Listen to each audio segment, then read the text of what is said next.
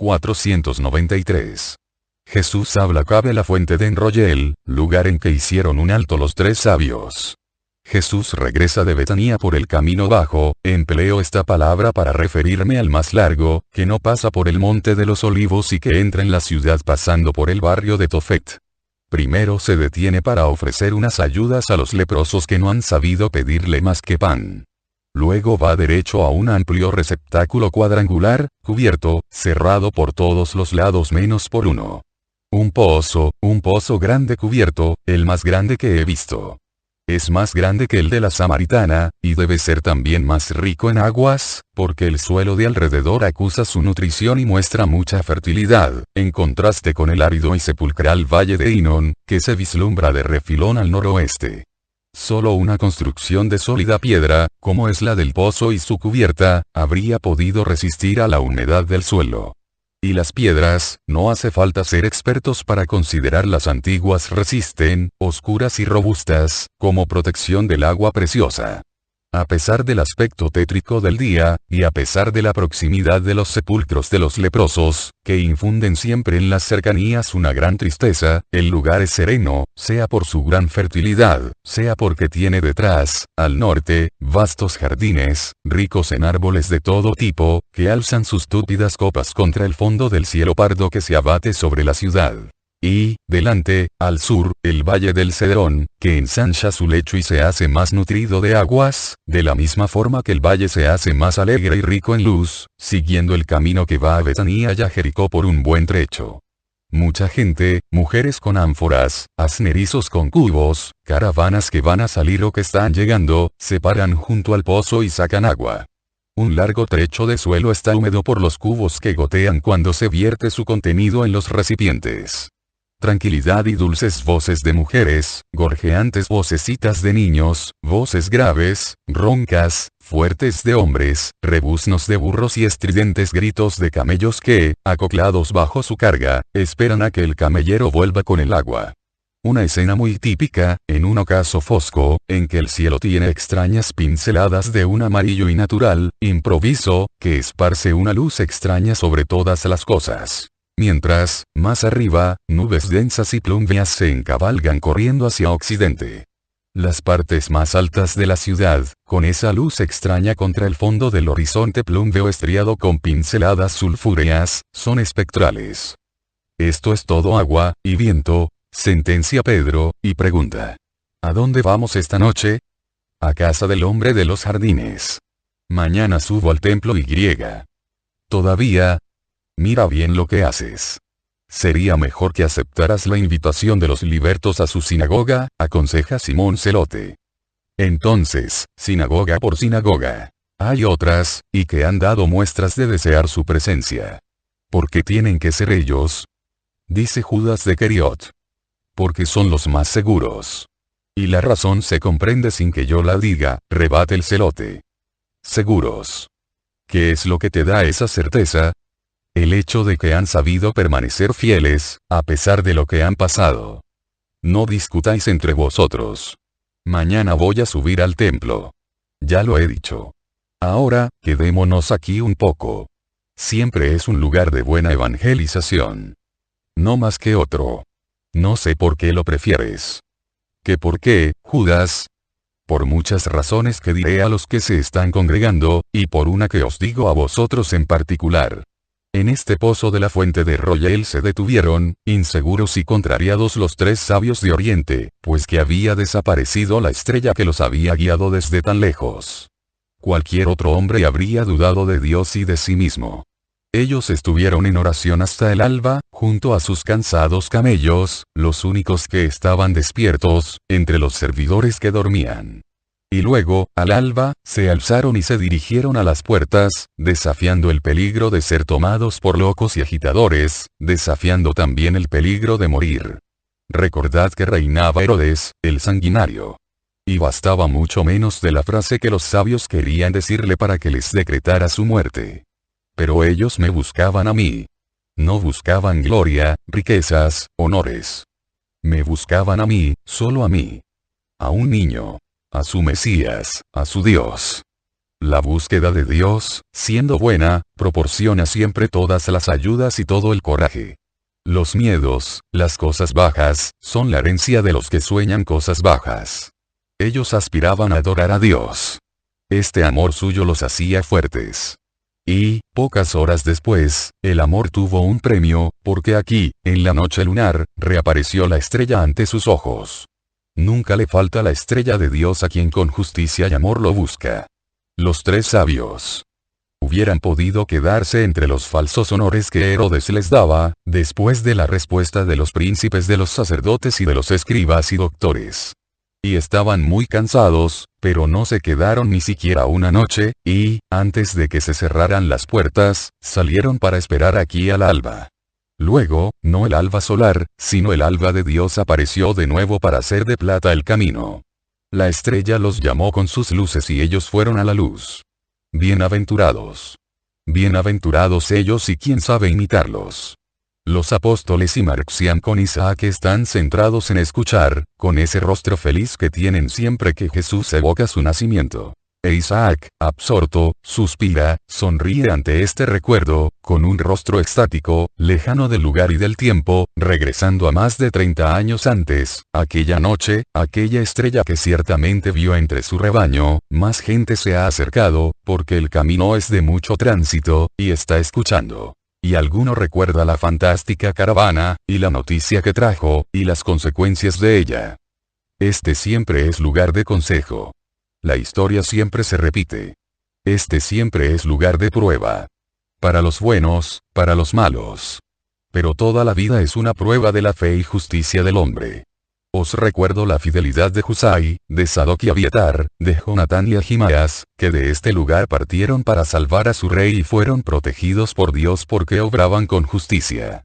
Os recuerdo, 2 Samuel 17 y en un Reyes 1, un hecho relacionado con este mismo lugar y que no tuvo buenas consecuencias por tratarse de un abuso y, por tanto, no estar bendecido por Dios. Junto a la piedra de Sohelet, cerca de la fuente de Rogel, Adonías conspiró contra la voluntad de su padre y se hizo proclamar rey por los de su partido. Pero el abuso no lo favoreció, porque, antes del final del banquete, los gritos de Hosana que resonaban en Gijón le notificaron, aún antes de que Jonatán de Abiatar hablara, que Salomón era rey, y él, que había querido usurpar el trono, debía confiar solo en la misericordia de Salomón. Demasiados repiten el gesto de Adonías y se oponen al verdadero rey, o conjuran contra él siguiendo el partido aparentemente más fuerte. Y demasiado pocos, actuando así, sabrán luego abrazarse al altar pidiendo perdón y confiando en la misericordia de Dios. ¿Podremos, nosotros que hemos considerado 3 sucesos de este pozo, decir que el lugar está sujeto a influjos buenos o no buenos? No.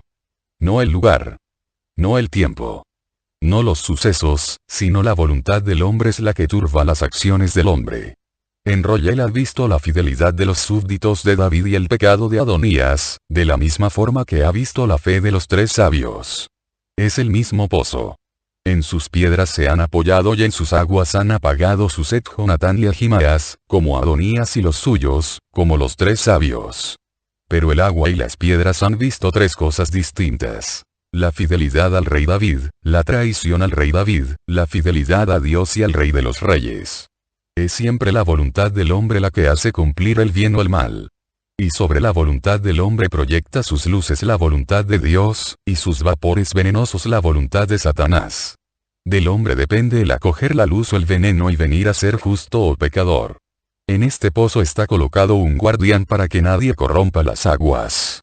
Y, además del guardián, le han sido dados unas paredes y un techo, para que el viento no meta dentro de él hojas y cosas sucias que contaminen las preciosas aguas. También ha puesto Dios un guardián al hombre. La voluntad inteligente y consciente del hombre. Y protecciones.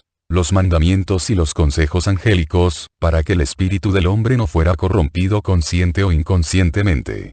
Pero cuando el hombre corrompe su conciencia, su intelecto, no escucha las inspiraciones del cielo, pisotea la ley, es como si fuera un guardián que dejara sin custodia el pozo, o como un demente que desmantelara sus defensas. Deja libre el campo a los enemigos satánicos, a las concupiscencias del mundo y de la carne, y a las tentaciones que, aunque no sean secundadas después, siempre es prudente tenerlas vigiladas y rechazarlas. Hijos de Jerusalén, hebreos, prosélitos, viandantes que el destino ha reunido aquí a escuchar la voz de Dios, sed sabios, con la verdadera sabiduría, que es saber defender el propio yo de las acciones que deshonran al hombre. Veo aquí a muchos gentiles. A ellos les digo que no existen solo las riquezas y las mercancías como únicas cosas que conquistar, sino que hay otra cosa que hay que conquistar. La vida para la propia alma. Porque el hombre tiene un alma dentro de sí, una cosa impalpable, pero que es la que le hace vivir, una cosa que no muere ni siquiera cuando la carne ha muerto, una cosa que tiene derecho a vivir su verdadera, eterna vida, y no la puede vivir si el hombre mata su verdadero yo con sus malas acciones. La idolatría y el gentilismo no son insuperables. El sabio medita y dice: ¿por qué tengo que seguir a unos ídolos y vivir sin esperanza de una vida más buena, mientras que, yendo al verdadero Dios, puedo conquistar la alegría para toda la eternidad? El hombre es avaro de sus días y la muerte le causa horror. Cuanto más envuelto está en las tinieblas de falsas religiones o en la no fe, más teme a la muerte. Pero el que viene a la verdadera fe pierde el terror a la muerte, porque sabe que más allá de la muerte hay una vida eterna, donde los espíritus se volverán a encontrar y no habrá ya ni dolores ni separaciones. No es difícil seguir el camino de la vida. Basta creer en el único verdadero Dios, amar al prójimo y amar la honestidad en todas las acciones. Vosotros, de Israel, sabéis cuáles son las cosas mandadas y cuáles las prohibidas. Pero yo digo a estos que escuchan y que llevarán lejos, consigo, mis palabras, cuáles son estas cosas, y dice el Decálogo. La verdadera religión está en esto, no en los sacrificios vanos y pomposos. Obedecer a los preceptos de una moral perfecta, de una virtud sin defecto, usar misericordia, eludir lo que deshonra al hombre, dejar las vanidades, las adivinaciones del error, los augurios falaces, los sueños de los malvados, como dice el libro sapiencial, Eclesiástico 34, 1, 8.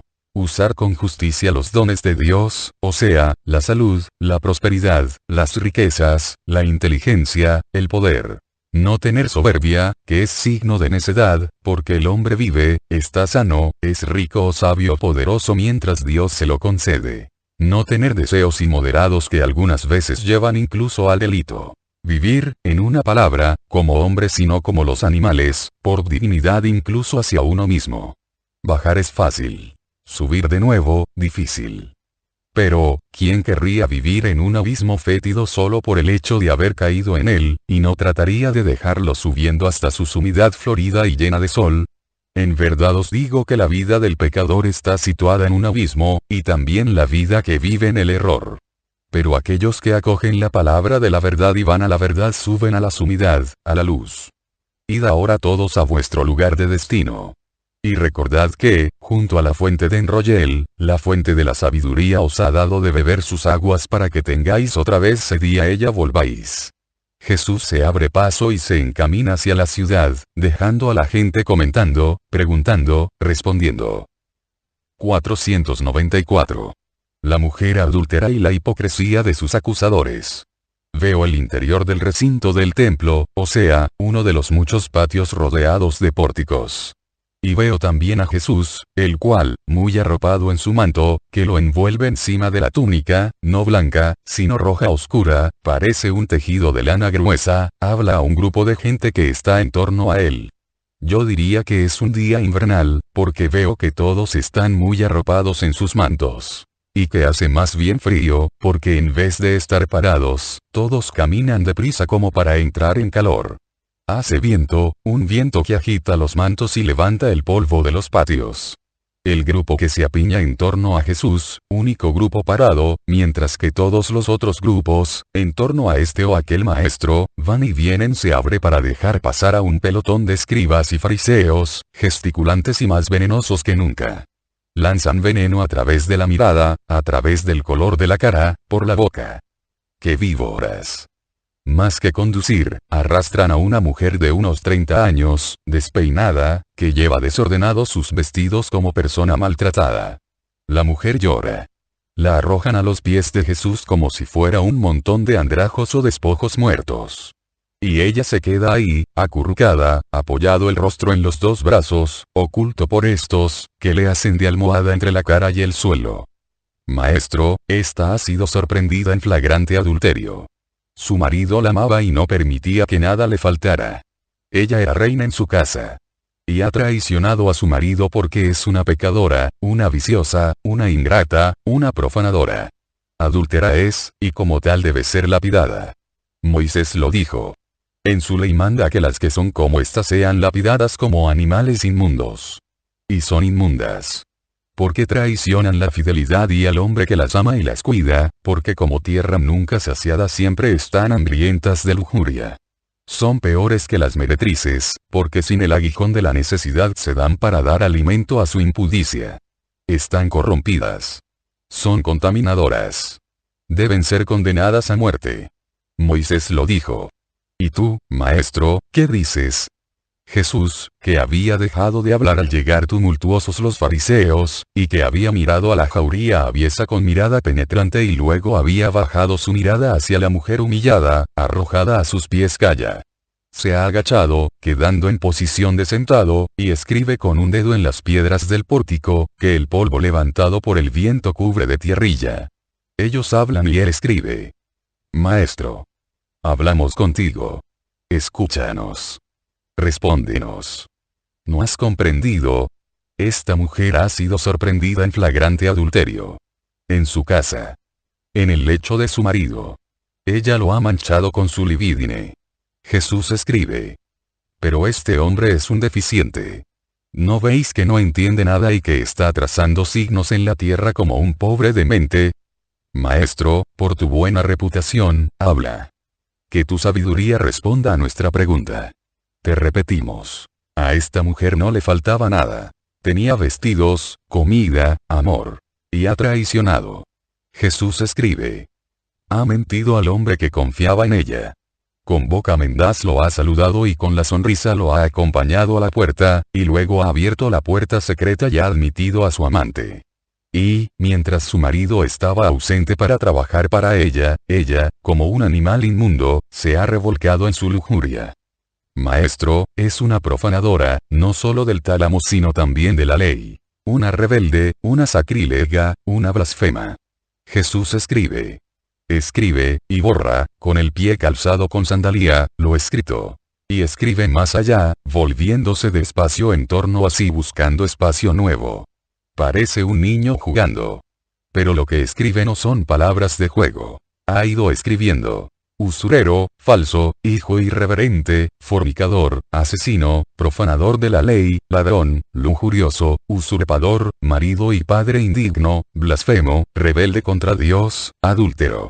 Escrito una y otra vez, mientras nuevos acusadores siguen hablando. Pero, en fin, maestro. Tu juicio. Esta mujer debe ser juzgada. No puede con su peso contaminar la tierra. Su aliento es veneno que turba los corazones. Jesús se alza. Misericordia. ¡Qué rostro! Es todo un fulgir de relámpagos lanzados contra los acusadores.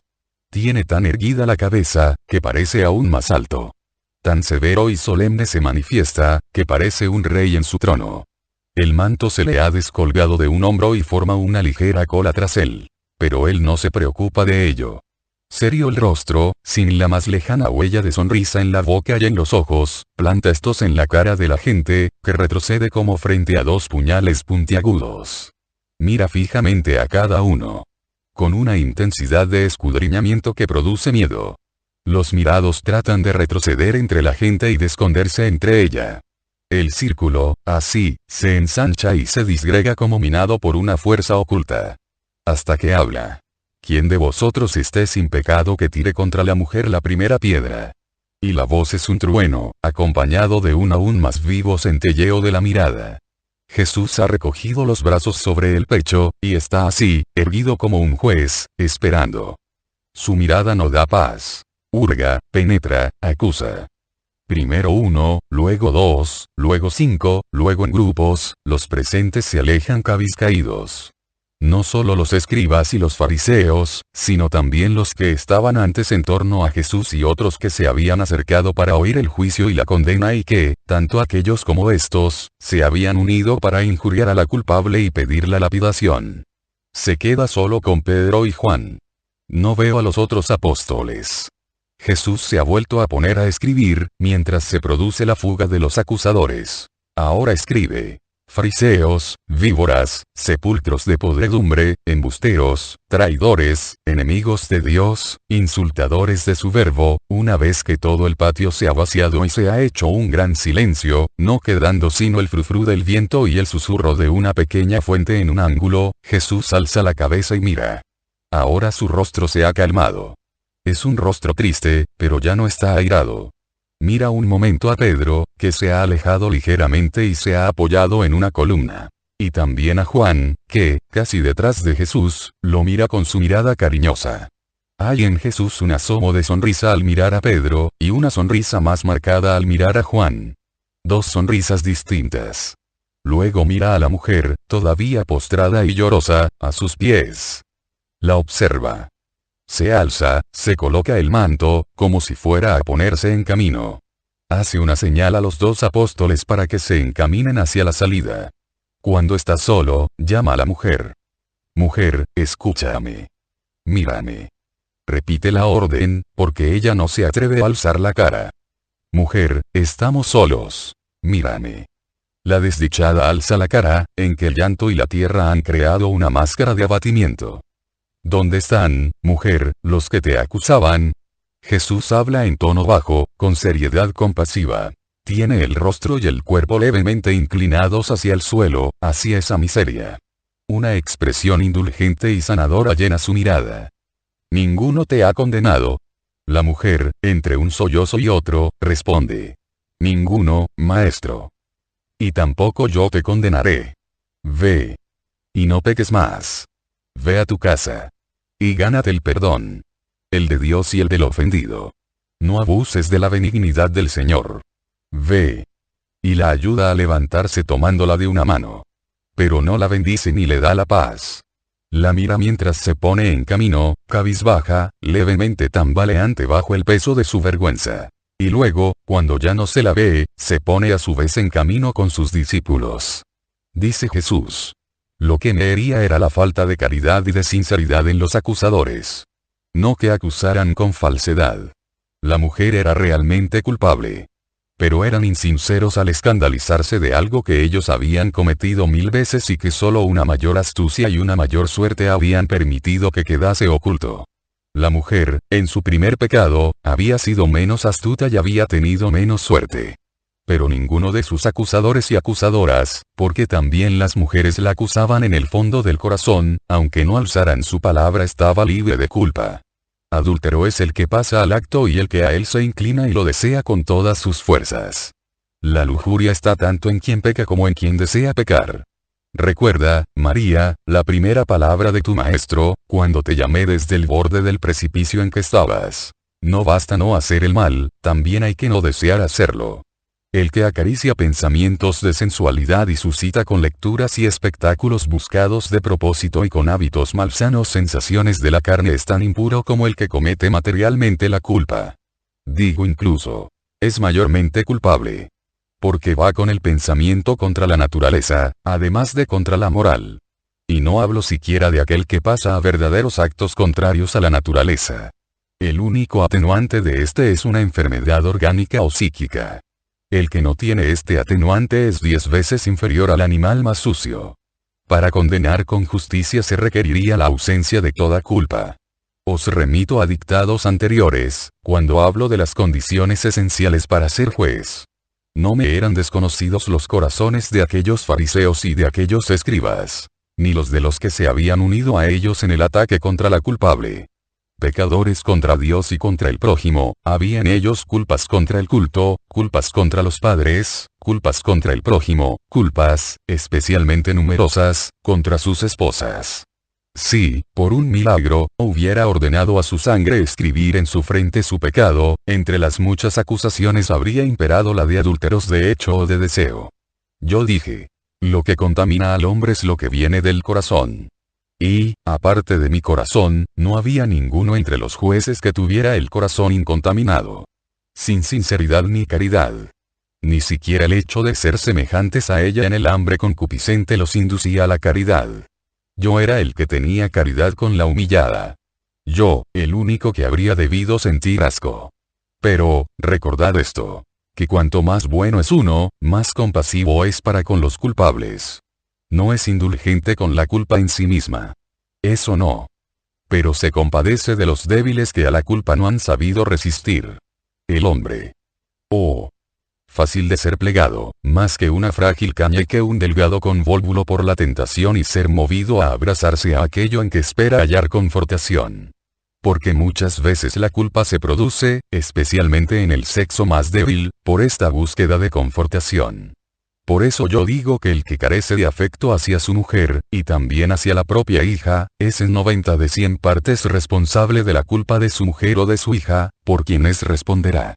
Tanto el afecto estúpido, que es solo estúpida esclavitud de un hombre para con una mujer o de un padre para con una hija, como el desatender los afectos, o, peor, una culpa de propia libidine que lleva a un marido a otros amores y a unos padres a otros cuidados que no son los hijos, son fómite para adulterio y prostitución. Y, como tales, yo los condeno. Sois seres dotados de razón y guiados por una ley divina y por una ley moral. Rebajarse, por tanto, a una conducta de salvajes o de animales debería causar horror a vuestra gran soberbia. Pero la soberbia, que, en este caso, sería incluso útil, vosotros la tenéis para cosas muy distintas. Miré a Pedro y a Juan de forma distinta, porque al primero, hombre, quise decirle: Pedro, no carezcas tú también de caridad y de sinceridad, y decirle también, como a futuro pontífice mío: recuerda esta hora y juzga, en el futuro, como tu maestro. Mientras que al segundo, joven de alma de niño, quise decirle: tú puedes juzgar y no juzgas, porque tienes mi mismo corazón. Gracias, amado, porque eres tan mío que eres un segundo yo. Alejé a los dos antes de llamar a la mujer para no aumentar su mortificación con la presencia de dos testigos. Aprended, hombres sin piedad. Aunque uno sea culpable, ha de ser tratado con respeto y caridad. No alegrarse de su aniquilamiento. No ensañarse contra él, ni siquiera con miradas curiosas. Piedad, piedad para el que cae. A la culpable le indico el camino que debe seguir para redimirse. Volver a su casa, humildemente pedir perdón y obtenerlo con una vida recta, no volver a ceder a la carne, no abusar de la bondad divina y de la bondad humana, para no pagar más duramente que entonces la dúplice o múltiple culpa. Dios perdona, y perdona porque es la bondad. Pero el hombre, a pesar de haber dicho yo, perdona a tu hermano 70 veces 7, no sabe perdonar 2 veces. No le di paz y bendición porque no había en ella aquella completa separación de su pecado, y ello se requiere para ser perdonados. En su carne, y, por desgracia, en su corazón, no había náusea por el pecado. María de Magdala, saboreado mi verbo, había sentido repulsa por el pecado y había venido a mí con la voluntad total de ser otra. En esta había todavía vacilación entre las voces de la carne y las del espíritu. Y, además, en la turbación del momento, no había podido poner todavía la segur contra el tronco de la carne y cortarlo para ir, mutilado su peso de avidez, al reino de Dios. Mutilado lo que significaba destrucción, pero crecido en ella lo que significaba salvación. ¿Quieres saber si luego se salvó? No para todos fui salvador. Para todos lo quise ser, pero no lo fui, porque no todos tuvieron la voluntad de ser salvados. Y este fue uno de los más penetrantes dardos de mi agonía del Getsemaní. Ve en paz tú, María de María, y no quieras ya pecar ni siquiera en las cosas insignificantes. Bajo el manto de María está solo lo puro. Recuérdalo. 495. Jesús instruye acerca del perdón de los pecadores, y se despide de sus discípulos en el camino de Betanía. Jesús ha dado alcance a los 10 apóstoles y a los principales discípulos en las faldas del Monte de los Olivos, cerca de la fuente de Siloán. Cuando ellos ven venir, a paso expedito, a Jesús entre Pedro y Juan, van a su encuentro, y se juntan al pie de la fuente. Subimos al camino de Betanía. Dejo la ciudad por un tiempo. Yendo, os diré lo que debéis hacer, ordena Jesús. Entre los discípulos están también Manaén y Timoneo, que, tranquilizados, han vuelto a ocupar su lugar. Y están Esteban y Hermas, Nicolai, Juan de Éfeso, el sacerdote Juan y, en definitiva, todos los más destacables por sabiduría, además de los otros, sencillos pero muy activos por gracia de Dios y voluntad propia. ¿Dejas la ciudad? ¿Te ha sucedido algo? Preguntan muchos. No. Pero hay lugares que esperan. ¿Qué has hecho esta mañana? He hablado, los profetas, una vez más. ¿Pero no entienden? ¿Ningún milagro, maestro? Pregunta Mateo. Ninguno. Un perdón. Y una defensa. ¿Quién era? ¿Quién ofendía? Los que se creen libres de pecado acusaban a una pecadora. La he salvado. Pero, si era pecadora, tenían razón ellos. Su carne era ciertamente pecadora. Su alma, mucho podría decir sobre las almas. Y no llamaría pecadoras solo aquellas cuya culpa es visible. Son pecadoras también aquellas que empujan a otros a pecar. Y con un pecado más astuto. Cumplen al mismo tiempo la función de la serpiente y del pecador. ¿Pero qué había hecho la mujer? Adulterio. Adulterio. ¿Y tú la has salvado? No debías haberlo hecho. Exclama Judas Iscariote. Jesús lo mira fijamente, luego pregunta. ¿Por qué no debía? Pues porque, te puede perjudicar. No sabes cómo te odian y cómo buscan de qué acusarte. Es cierto, salvar a una adúltera es ir contra la ley. Yo no he dicho que la salvaba. Les he dicho que solo quien estuviera libre de pecado lanzase la piedra contra ella. Y ninguno lo ha hecho, porque ninguno estaba libre de pecado. Así que he confirmado la ley, que combina con la lapidación a los adúlteros. Pero también he salvado a la mujer, porque no se encontraba allá un lapidador. Pero tú, ¿querías que la lapidara yo? Habría sido justicia, porque yo la habría podido lapidar. Pero no habría sido misericordia. Ah. Estaba arrepentida. Te ha suplicado y tú, no. No estaba siquiera arrepentida. Estaba solo humillada y con miedo. Pero entonces, ¿por qué? Yo ya no te comprendo. Antes lograba todavía comprender tus perdones a María de Magdala, a Juan de Endor, en definitiva, a muchos peca, dilo. A Mateo. No me lo tomo a mal. Es más, te quedo agradecido si me ayudas a recordar mi deuda de gratitud a mi maestro, dice Mateo, calmo y digno. Sí, pues también a Mateo, pero eran personas arrepentidas de su pecado, de su vida licenciosa. Pero esta. Yo ya no te comprendo. Y no soy el único que no te comprende, lo sé. No me entiendes, siempre me has comprendido poco. Y no solo tú. Pero eso no cambia mi modo de actuar. El perdón se da a quien lo pide. Si Dios debiera dar el perdón solo a quien lo pide. Si debiera castigar inmediatamente a quien a la culpa no hace seguir el arrepentimiento. Tú no te has sentido nunca perdonado antes de haberte arrepentido. ¿Puedes decir con certeza que te has arrepentido y que por eso has sido perdonado? Maestro, escuchadme todos, puesto que muchos de entre vosotros consideran que he errado y que Judas tiene razón. Aquí están Pedro y Juan. Ellos han oído lo que he dicho a la mujer y os lo pueden referir. No he sido un insensato en el perdón. No he dicho lo que dije a otras almas, a las que perdonaba porque estaban completamente arrepentidas. Pero he dado modo y tiempo a esa alma de llegar al arrepentimiento y a la santidad, si quiere alcanzar estas cosas. Recordadlo para cuando seáis maestros de las almas.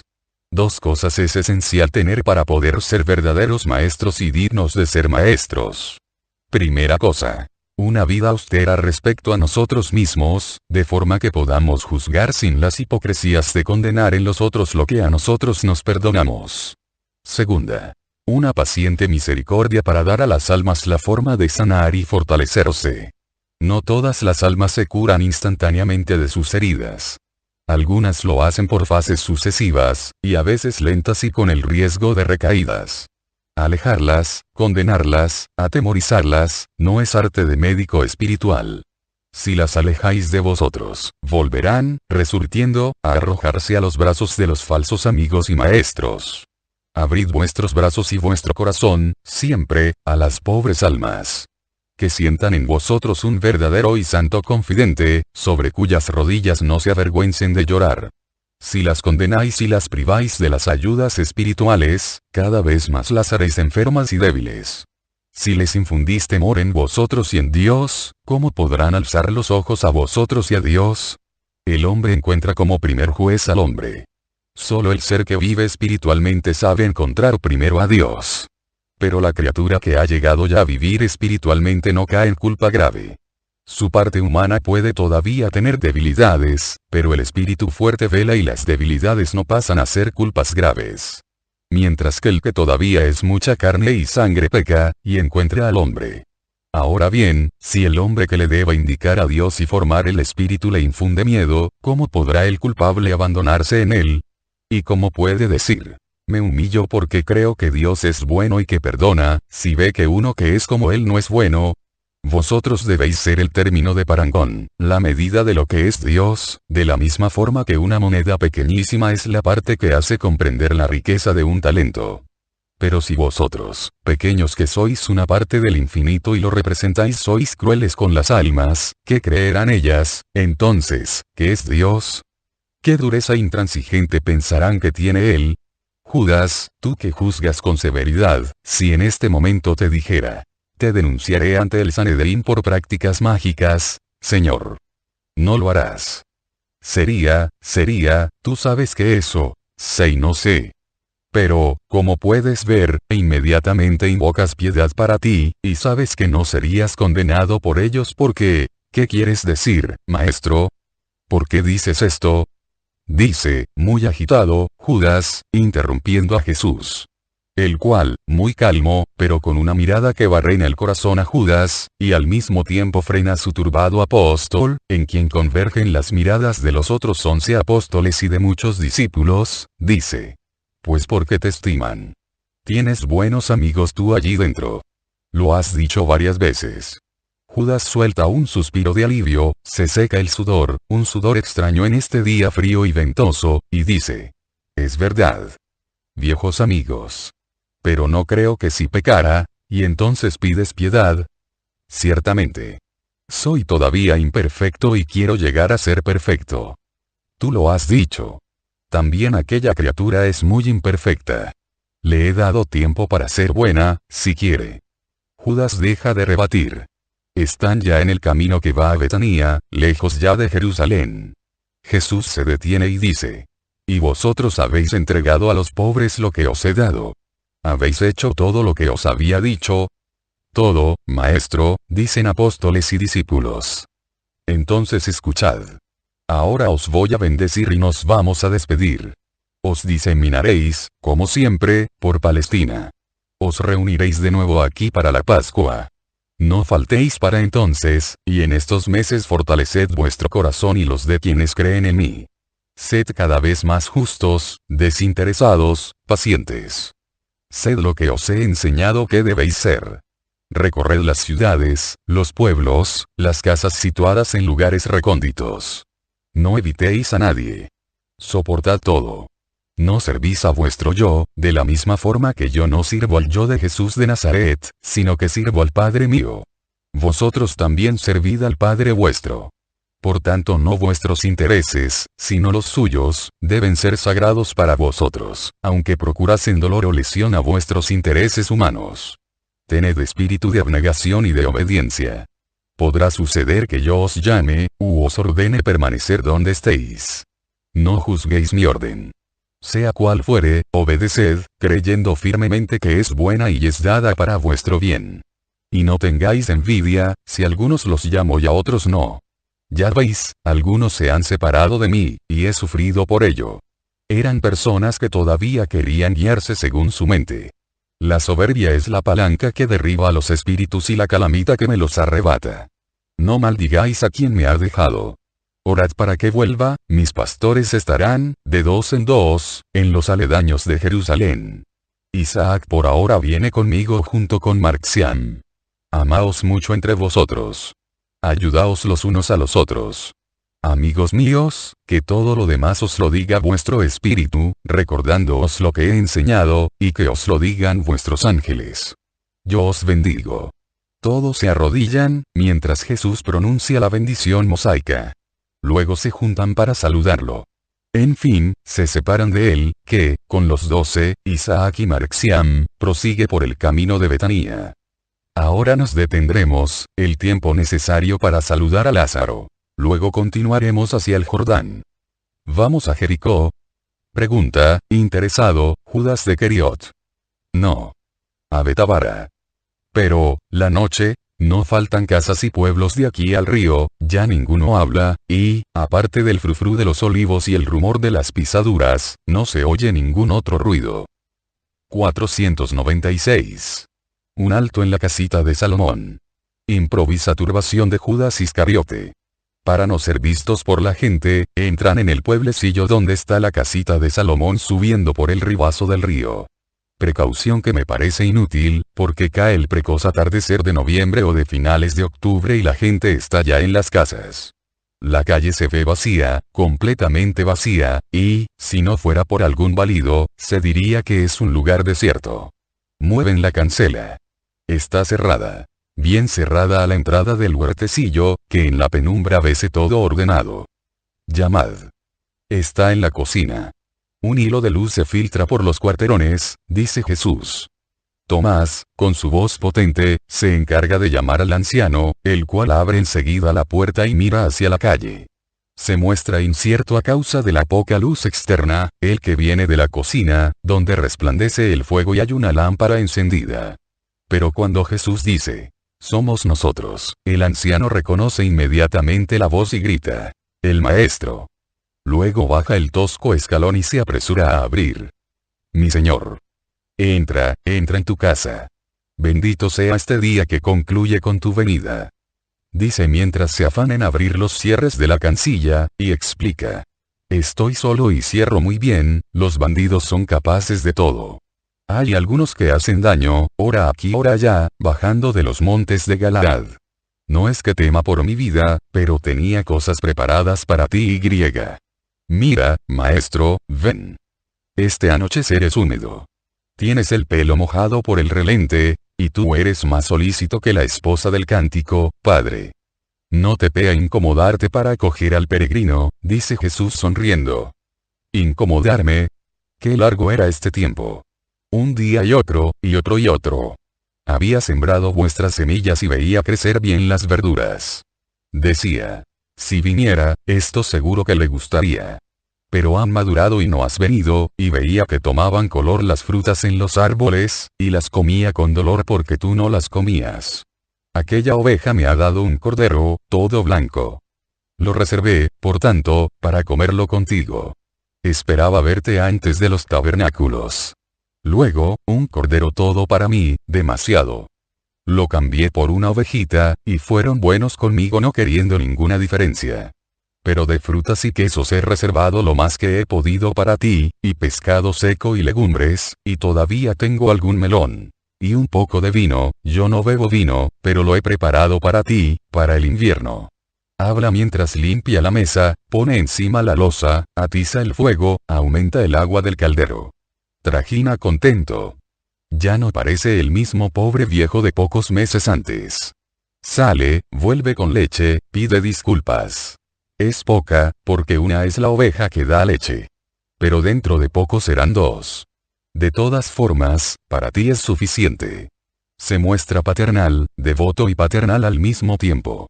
Ha tomado los mantos húmedos, las sandalias embarradas, y los ha llevado a otro lugar. Ha vuelto con unas manzanas y unas granadas y uvas y todavía algunos higos medio pasos, y explica.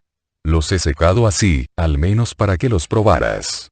Pensaba que a mi Ananías le gustaban mucho preparados así, la voz, antes serena, se baja, adquiriendo un tono triste, mientras dice estas palabras, y termina. Y pensaba que te gustarían, y, preparándolos, me parecía prepararlos todavía para el hijo de mi hijo. Menea la cabeza, se esfuerza en sonreír con un brillo de llanto en los ojos. Jesús, que se había sentado a la mesa, se levanta y le pasa un brazo por los hombros y estrecha contra sí al viejecito. Me gustan mucho. Es una cosa que me recuerda a mi infancia, y a mi padre. Pero no debías privarte de tantas cosas por mí. A los ancianos les vienen bien. Tienes que estar sano y fuerte, para acogerme así siempre. Es tan dulce encontrar una casa así, con un padre que nos espera. ¿No es verdad, vosotros, amigos míos? Cierto, es verdad. Tan bonito, que uno se empereza sin ayudar a Ananías, dice Pedro, y se levanta diciendo: venga, vamos a preparar nuestras camas mientras Jesús habla con el hombre. No hace falta. Siempre están preparadas. Y todo está limpio allí, la única cosa es que, no son suficientes. Sois más de 12.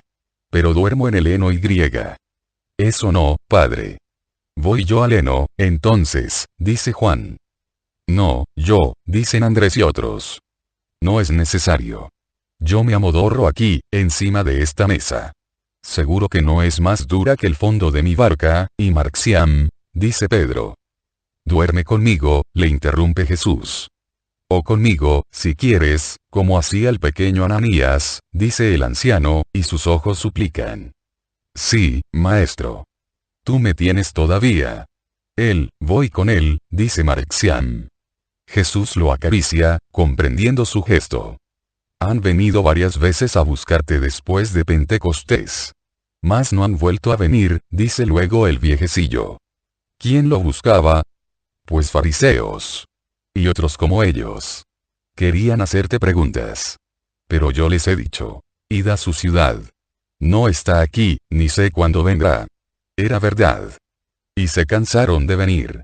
Y buscaban a otro, a un cierto Juan, que decían que estaba contigo y que pensaban que quizás se escondía aquí. Yo dije: pero si es su apóstol. Está con él. Dijeron: ¿circunflejo acaso es tuerto su apóstol? ¿Es viejo? ¿Está enfermo? ¿Moribundo? Comprendí que no eras tú y respondí: conozco solo al apóstol Juan, un joven más bueno que un niño y sano de corazón y de carne. Me amenazaron. ¿Pero qué podía decir sino eso? Esta es la verdad, sí. Esto es verdad. Sé siempre verás. Aunque tuvieras que perjudicarme, no mientas nunca, Padre. Señor, mi pelo ha encanecido tratando siempre de obedecer al Señor. Y entre las obediencias está también la de no decir cosas falsas. Pero, ¿por qué te buscan así, Señor? Yo estaba ciego. Por tanto, no iba a Jerusalén. Ahora he vuelto, por el puro rito. Porque quería estar aquí esperándote, y he percibido odio y amor respecto a ti, y he juzgado que hay más odio que amor entre los jefes del pueblo. Estaba en el templo aquella mañana que te querían agredir, y muy desolado a esperarte y llorar aquí. ¿Por qué el hombre es tan malo? Porque ha matado su espíritu, y con el espíritu su capacidad de sentir el remordimiento de ser injusto. Es verdad. ¿Y te buscan para hacerte algún daño? Sí. Sí. Israel quiere dañar a su rey. ¡Qué horror! Israel se condena a los castigos proféticos. Oh, me siento contento, ahora, de que mi hijo haya muerto, y quisiera morir también yo para no ver el pecado de Israel. Se produce un gran silencio. Solo tiene voz la leña en el hogar. Hablemos de otra cosa. Siempre voces de muerte, de odio, de traición. Basta. Basta. No tolero oírlas. Dice Judas Iscariote, profundamente alterado, torvo, agitado y agitándose por la cocina con las piernas, con los brazos, con todo su ser. Judas tiene razón, dicen muchos. Pero, no querer oír no es útil. Lo útil es no consentir, dice Jesús con su gesto de resignación de abrir las manos, con las palmas hacia arriba, sobre la tosca mesa. ¿Qué quieres decir? Consentir. ¿Quién consiente con esto? Judas le agita las manos casi delante de la cara, estando curvado, casi echado a lo largo de la mesa para acercarse al maestro. ¿Qué quién? Todos los que ya sueñan verme perecer en mi sangre. Sangre. Sangre de tu Mesías. Sangre sobre ti, tierra que no quieres a tu Señor. Sangre más resplandeciente que esas llamas. Sangre, fuego en el hielo y en las tinieblas de un mundo de delito. Esperan matar la luz quitándole la sangre. Pero luz es el espíritu. La sangre es todavía materia. La materia grava al espíritu. La sangre arrojada a una lámina de mica debilita la luz, ¿no es, acaso, verdad? Pues bien, en verdad os digo que, de la misma forma que aquella leña no ha lucido hasta que no se ha hecho llama y hasta que sus resinas, encendiéndose, no se han transformado en esplendor, de forma que ahora es un resplandor incandescente, cuando todo esté cumplido y la sangre y la carne hayan sido consumidos por el sacrificio, entonces, como aquel fuego, que ahora ha transformado todo en luz, el espíritu mío más que nunca resplandecerá sobre el mundo, y seré luz más que nunca. Una luz de tal naturaleza, que cegará para siempre a los que odian la luz, a sus asesinos. Una luz de tal naturaleza, que se fundirán las áureas puertas de los cielos, cerradas para la humanidad desde hace tantos siglos, y el cielo se abrirá para los justos. Una luz de tal naturaleza, que perforará las rocas que son bóveda del abismo, y el atroz fuego del infierno se hará atrocísimo bajo los resplandores de mis rayos. Y ay de aquellos que hayan atentado contra la luz. Sangre y luz. Estas dos cosas estarán ante ellos hasta convertirlos en locos y desesperados. Demonios. Jesús, que se había puesto en pie cuando decía en verdad y que había infundido miedo, de tan majestuoso como estaba, en esta baja cocina, de paredes oscuras, aureolado por las llamas del hogar ahora se sienta y calla. Se miran todos unos a otros. Todos, menos Judas, que parece hipnotizado mirando la leña que arde, hipnotizado y espantado. Un espanto que le pone una máscara atroz de una palidez lívido verdastra en que el fuego de la leña traza dedadas rojizas. Me recuerda su espantosa cara del Viernes Santo. Luego se vuelve repentinamente y grita. Calla. Calla. ¿Por qué nos atormentas? Y sale, dando un violento portazo, a su manera. Es verdad. Pero te quiere mucho, y sufre al oír ciertas palabras, dice Tomás. Y termina. Nos hacen tanto daño a nosotros también. Pero nosotros somos menos. Extraños, digamos. Extraños, ningún otro habla. El mismo Jesús calla, las verduras están cocidas, la leche está caliente, dice en tono bajo el viejecito, que se ha quedado atemorizado y casi no se atreve a decir ni estas comunes palabras, después de un incidente como el que se ha producido, llamada Judas. Vamos a cenar, ordena Jesús. Juan sale a llamar a su compañero. Entran, Judas tiene un rostro atormentado. Pero el suyo es un tormento sin paz, de todas formas, se sienta a la mesa y se alza junto con los otros cuando Jesús ofrece y bendice, y mira a Jesús de reojo, cuando hace las partes y reserva para sí la última. Todos quisieran romper la tristeza que reina en el lugar.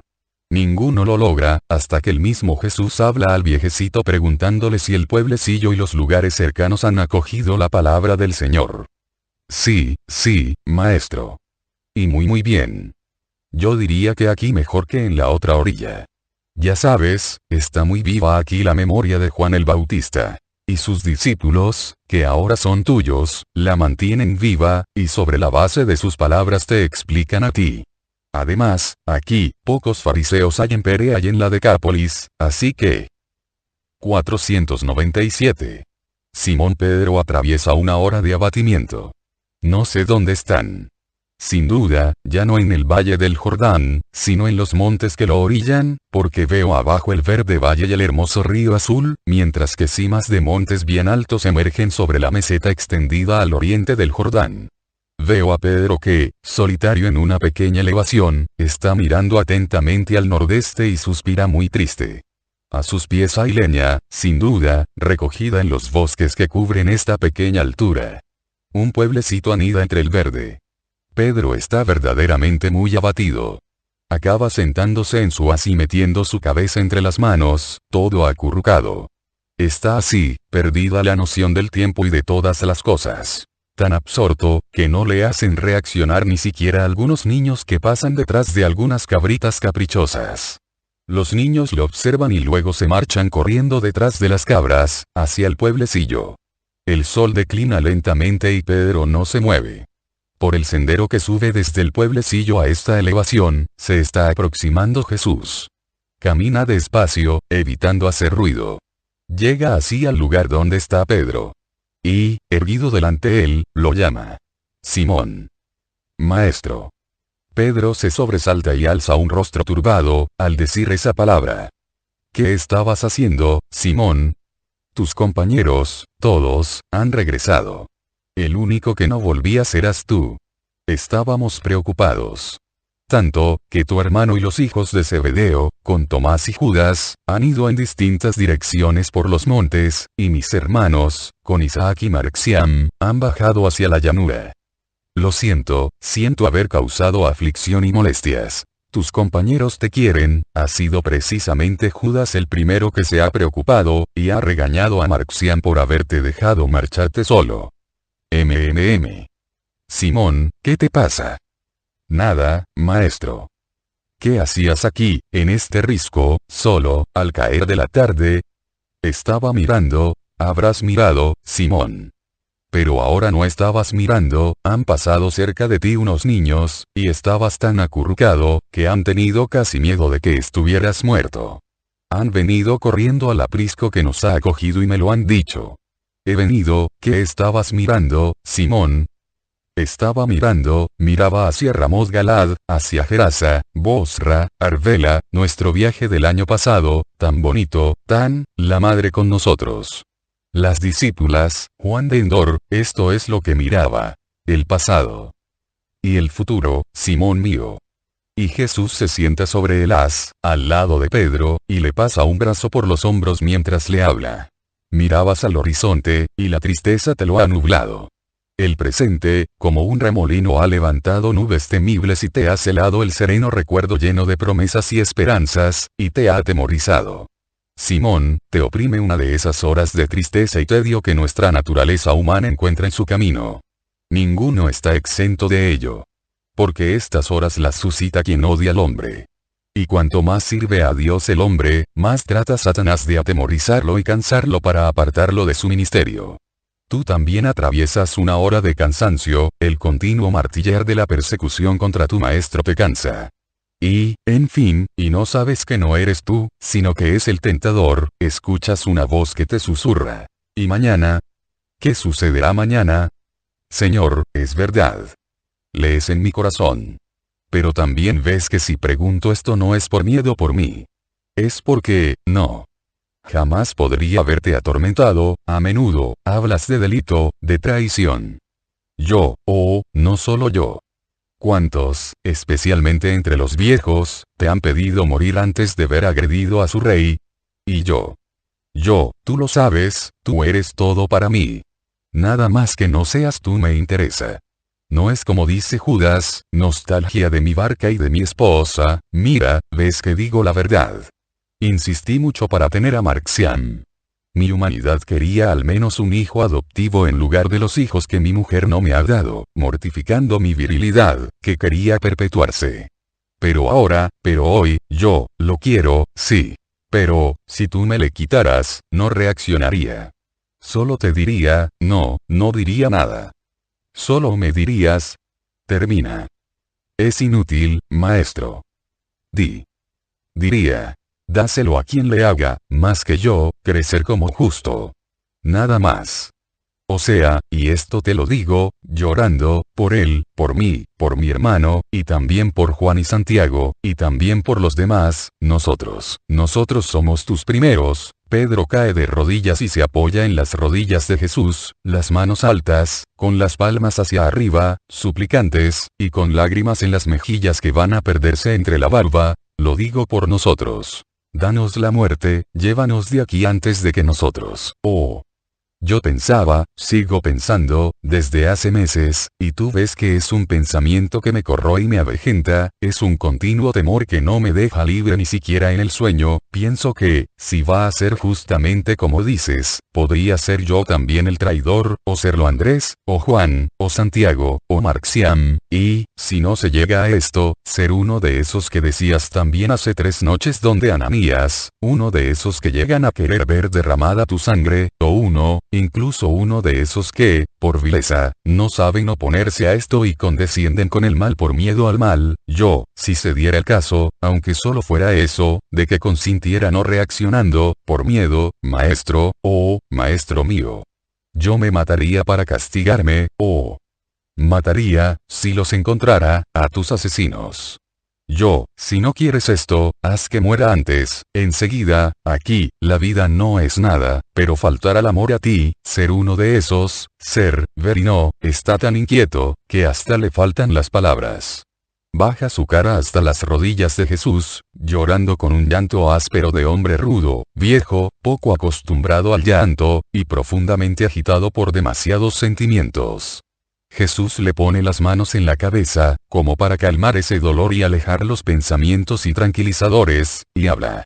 Amigo mío, ¿y crees que, aun cuando no fueras perfecto en aquella hora, el Señor, que es justo, no pesaría tu error con el contrapeso de tu amor y deseo presentes?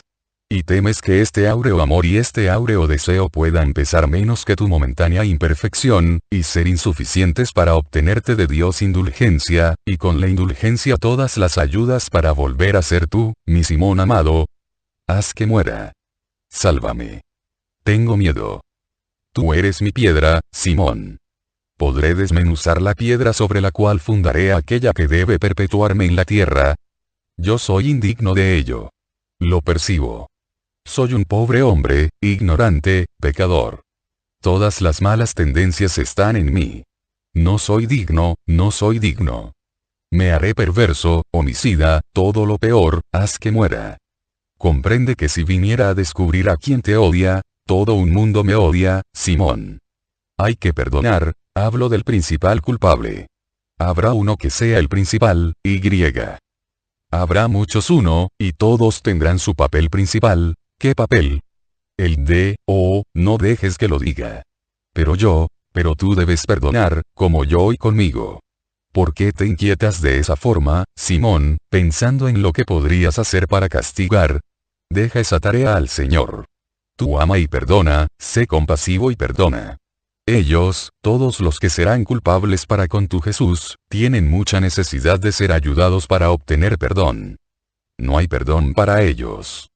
Qué severo eres con tus hermanos, Simón. Sí que hay perdón. También para ellos lo hay, si se enmiendan. Ay, si ninguno de mis ofensores fuera a ser perdonado. Venga, levántate, Simón. Seguro que la congoja de tus compañeros ha aumentado, al ver que ahora tampoco yo estoy en el aprisco. Pero, aun a costa de hacerlos sufrir todavía un rato, antes de ir donde ellos, vamos a orar. Vamos a orar juntos. No ha de hacerse nada más para recuperar la paz, la fuerza espiritual, el amor, la compasión, incluso hacia nosotros mismos. La oración aleja a los fantasmas de Satanás, nos hace sentir cercano a Dios. Y, con Dios cerca, todo se puede afrontar y soportar con justicia y mérito. Vamos a orar así, yo y tú juntos, aquí, en este monte desde el que se abre tanta parte de nuestra patria, como a Moisés se le abrió desde el Nebo la vista de la tierra prometida. Nosotros, más afortunados que él, a esta tierra que será del Cristo, le llevamos la palabra y la salud. Yo el primero, y luego tú. ¡Mira! Al claror de las últimas luces se ven todavía los montes de Judea. Pero más allá está la llanura, el mar, luego otras tierras, el mundo, ellas, él, te esperan, Pedro. Te esperan a ti para saber que hay un Dios verdadero. Un Dios que dará verdadera luz a las almas que caminan a tientas en la oscuridad del gentilismo y la idolatría. Mira, la luz terrena se entenebrece. ¿Cómo podrían los viandantes no perder la dirección en una noche sin luz? Más allá se ve la estrella de la polar, que ya surge para guiar a los viandantes. Mi religión será la estrella que guía a los viandantes espirituales por el camino del cielo.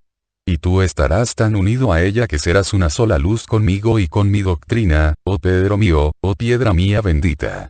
Oremos por aquella hora en que los hombres se salvarán por mi nombre. Padre nuestro que estás en el cielo, dice lentamente el pater, teniendo de la mano a Pedro. Y parece como si, alzando así los brazos y las manos, en su derecha a la izquierda del apóstol, lo estuviera presentando al Padre. Ahora vamos a bajar. Y dejemos aquí las tristezas inútiles y las inútiles congojas por el mañana. Junto con el pan cotidiano, el Padre nos dará mañana, todos los mañanas, sus ayudas. ¿Estás persuadido de esto, Simón? Sí, maestro, lo creo, dice con firmeza Pedro, cuyo rostro ya no está turbado, sino que tiene aspecto austero, como siempre desde hace unos pocos meses. Un rostro que le hace aparecer muy cambiado respecto al pescador rudo y jocoso de los primeros 2 años. Bajan. Jesús delante, detrás Pedro con su haz. Y, casi a la altura de la primera casa del pueblo, encuentran a los inquietos apóstoles. ¿Pero a dónde había sido? Gritan a Pedro. Habríamos estado aquí desde hace mucho, pero me he parado con él a hablar mirando hacia Gerasa, responde por él Jesús. Tuercen hacia la derecha, hacia unas ruinas, de un aprisco semiderrumbado. Dentro de un valladar, mitad caído, el resto enmohecido y vacilante hay un cobertizo de toscos muros, mal cubierto, mal cerrado con paredes por 3 lados y con tablas en el cuarto. Dentro, nada, aparte de un poco de paja en el suelo y un hogar primitivo en un rincón. Pienso que en el pueblo no los han recibido y que se han refugiado ahí.